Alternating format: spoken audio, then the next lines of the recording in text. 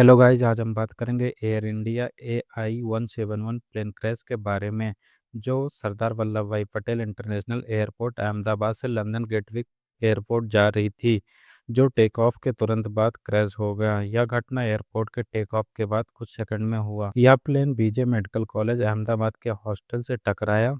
इस प्लेन में 230 पैसेंजर्स और 12 क्रू मेंबर थे, जिसमें से 241 की डेथ हो गई और एक पैसेंजर सरवाइव कर गया और हॉस्टल के 19 लोग मारे गए। Recently, on 12th July, Aircraft Accident Investigation Bureau has released its preliminary report. According to the report, on 12th June, air India का B7878 एयरक्राफ्ट दोपहर 11:17 पर दिल्ली से अहमदाबाद एयरपोर्ट पर लैंड हुआ। इस एयरक्राफ्ट को 1:10 पर अहमदाबाद से लंदन गेटविक एयरपोर्ट के लिए फ्लाई करना था एज AI-171 फ्लाइट। AI-171 के सभी क्रू मेंबर का एयरपोर्ट पर pre flight breath analyser test हुआ, जिसमें उन्हें फ्लाइट ऑपरेट करने के लिए फिट पाया गया और रिपोर्ट से यह भी पता चलता है कि take off weight was within the prescribed limit and there was no dangerous goods on the aircraft. 1:38 पर एयरक्राफ्ट रनवे 23 से टेक ऑफ किया। 1:38 पर फ्लाइट के दोनों इंजन के फ्यूल स्विच कट ऑफ हो गया। दोनों स्विचेस सिर्फ 1 सेकंड के गैप में कट ऑफ हो गए। जब फ्यूल इंजन को मिलना बंद हो गया, तब इंजन N1 और N2 की स्पीड उनके टेक ऑफ स्पीड वैल्यू से कम होने लगी और फ्लाइट का एल्टीट्यूड घटने लगा। एयरक्राफ्ट की मैक्सिमम स्पीड 180 नॉट्स रिकॉर्ड की गई थी। कॉकपिट वॉइस रिकॉर्डिंग से सुना गया कि एक पायलट ने दूसरे पायलट से पूछा, तुमने फ्यूल स्विच कट ऑफ क्यों किया? दूसरे पायलट ने जवाब दिया, मैंने कट ऑफ नहीं किया। एयरपोर्ट के सीसीटीवी फुटेज दिखाता है कि जैसे ही एयरक्राफ्ट ने टेक ऑफ किया, उसके तुरंत बाद रैम एयर टरबाइन डिप्लॉय कर दिया गया। या तब डिप्लॉय किया जाता है जब कोई इमरजेंसी सिचुएशन होती है, जैसे कि engine failure, power cut etcetera. और सीसीटीवी फुटेज में उस वक्त कोई भी सिग्निफिकेंट बर्ड एक्टिविटी एयरक्राफ्ट के आसपास नहीं देखी गई।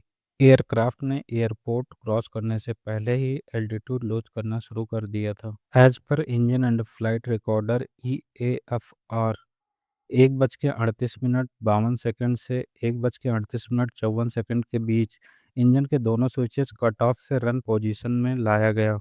एग्जॉस्ट गैस टेम्परेचर दोनों इंजन में बढ़ता हुआ ऑब्जर्व किया गया। इसका मतलब कि इंजन रिलाइट हो रहा था। इंजन 1 की रिकवरी स्टार्ट हो गई थी और इंजन 2 भी रिलाइट हो गया था, लेकिन वह कोर डिसलेशन स्पीड को रोक नहीं पाया। अगर एयरक्राफ्ट थोड़ा हाई एल्टीट्यूड पर होता तो शायद इस इंसिडेंट को रोका जा सकता था। 1:39 पर पायलट ने मेडे मेडे का सिग्नल भेजा। ATCO inquired about call sign, but ATCO को कोई रिस्पॉन्स नहीं मिला। उन्होंने देखा कि एयरक्राफ्ट एयरपोर्ट बाउंड्री के बाहर क्रैश कर गया और तुरंत इमरजेंसी रिस्पॉन्स एक्टिव कर दिया। इन्वेस्टिगेशन के इस स्टेज पर बोइंग 787 मैन्युफैक्चरर और इस फ्लाइट में जो इंजन GEnx-1B इंजन ऑपरेटर, दोनों पर कोई भी एक्शन लेने की रिकमेंडेशन नहीं दी गई है। नाउ द क्वेश्चन कम्स कि इसमें अब किसकी गलती थी? गवर्नमेंट की गलती थी, बोइंग कंपनी की गलती थी, या फिर इंजन की, या फिर pilot fault? US aviation regulation FAA ने 17 दिसंबर 2018 को एडवाइजरी इशू किया था regarding potential disengagement of fuel switch locking feature of Boeing 787। 2018 में एयर इंडिया ने जांच नहीं किया।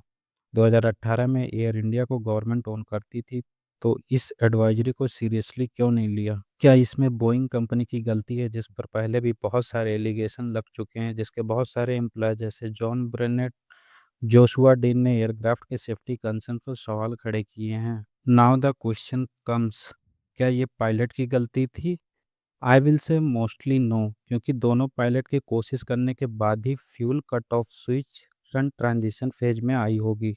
गैस, जब तक फाइनल रिपोर्ट नहीं आ जाती तब तक कुछ भी कंक्लूड करना बहुत मुश्किल है। फाइनल रिपोर्ट आने के बाद मैं आपके लिए अपडेटेड वीडियो लेके आऊँगा। सो थैंक यू गाइज, मिलते हैं नेक्स्ट वीडियो में एक नए अपडेट के साथ। अगर वीडियो पसंद आए तो वीडियो को लाइक, शेयर और सब्सक्राइब कर देना।